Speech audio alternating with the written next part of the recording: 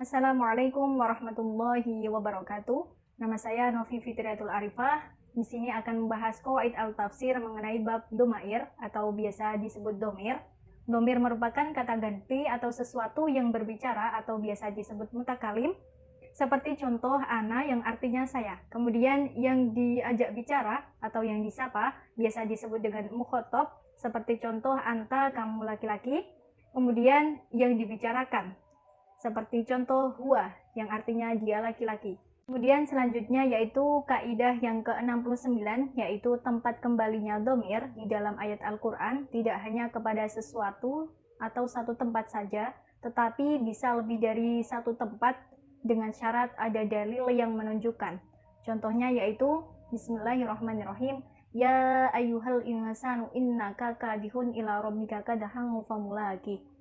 Penjelasannya bahwa kata hak pada akhir kata famulaqih adalah domir.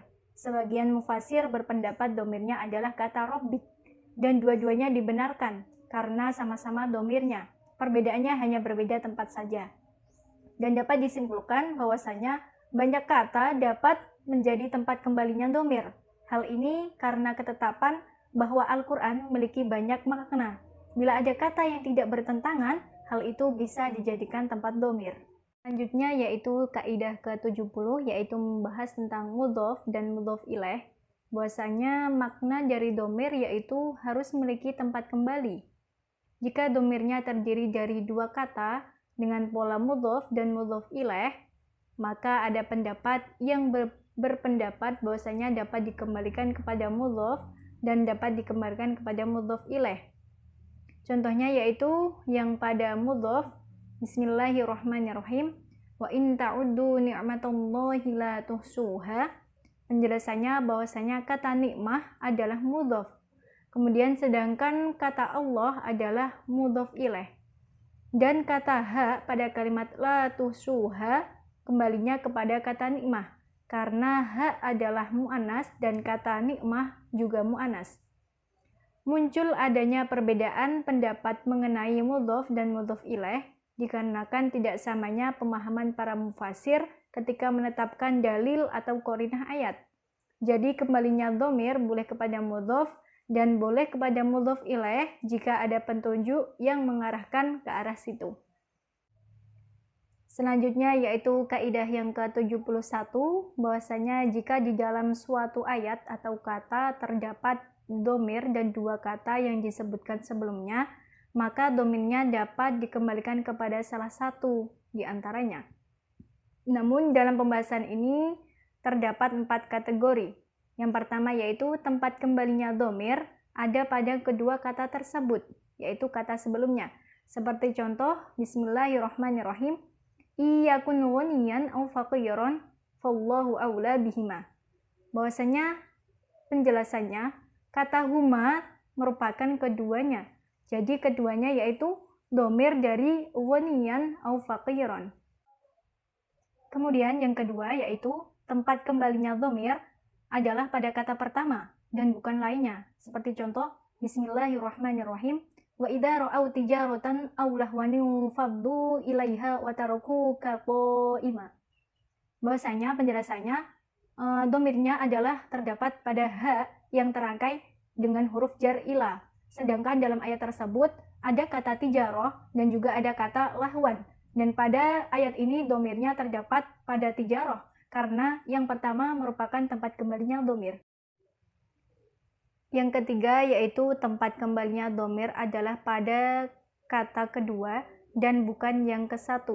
Contohnya yaitu Bismillahirrahmanirrahim. Walladzina yaknizuna adh-dhahaba wal fiddata wala yunfiqunaha fi sabilillah. Penjelasannya bahwasanya pada ayat tersebut ada dua kata yaitu adh-dhahab dan al-fiddah yang maknanya yaitu emas dan perak. Kemudian domir ha pada kata la yunfiqunaha kembalinya pada al-fiddah karena al-fiddah merupakan yang terdekat daripada adh-dhahab. Kemudian yang terakhir atau yang keempat yaitu kembalinya domir, yaitu pada salah satu term yang dibuat, tetapi sebenarnya maknanya adalah mencakup keduanya. Seperti contoh Bismillahirrahmanirrahim, wallahu wa rasuluhu ahaqqu ayyurduh. Dan penjelasannya pada ayat ini, domir hu pada kata yurduhu, tempat kembalinya bisa jadi pada kata rasul dan hu-nya kata rasul. Dan tempat kembalinya yaitu kembali pada lafadz Allah. Sedangkan pada bab ini, domirnya terletak pada akhir kata. Jadi domirnya dikembalikan kepada hu, yang hu-nya kembali kepada lafadz Allah. Kaidah yang ke-72 yaitu ada domir musanna yang tempat kembalinya bukan pada dua kata yang disebut sebelumnya, tetapi kepada salah satu di antara keduanya. Contohnya, Bismillahirrahmanirrahim, falamma balagha majma'a bainihima nasiya hutahuma. Penjelasannya bahwasanya domir huma pada kata hut menunjukkan makna Musa dan muridnya. Tetapi pada kaidah ini, domir kembali kepada salah satu di antara keduanya. Dan pada contoh ini, domir kembali kepada lafadz muridnya Nabi Musa. Dengan alasan karena yang membawa ikan itu murid Nabi Musa, bukan keduanya, tapi si murid tersebut. Kaidah yang ke-73 atau yang terakhir, yaitu bila beberapa domir disebutkan berurutan, maka hukum dasarnya yaitu dikembalikan kepada satu tempat kembali. Contohnya yaitu Bismillahirrahmanirrahim, litu'minu billahi wa rasulihi wa tu'azziruhu wa tuwaqqiruhu wa tusabbihuhu bukratan wa asila. Dan penjelasannya yaitu pada ayat tersebut menunjukkan bahwa domir tersebut secara berurutan, yaitu pada kata rasul dan kata kerja tu'azziruhu, tuwaqqiruhu wa tusabbihuhu. Para ulama dan mufasir sepakat domir yang terangkai pada kata rasul dan tusabbihuhu sebagai kata ganti Allah. Namun ternyata berbeda pendapat.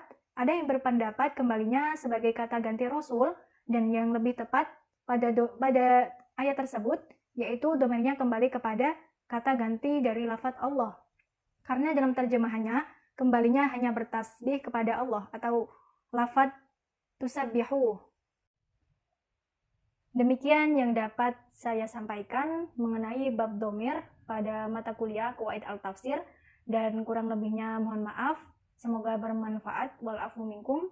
Wassalamualaikum warahmatullahi wabarakatuh.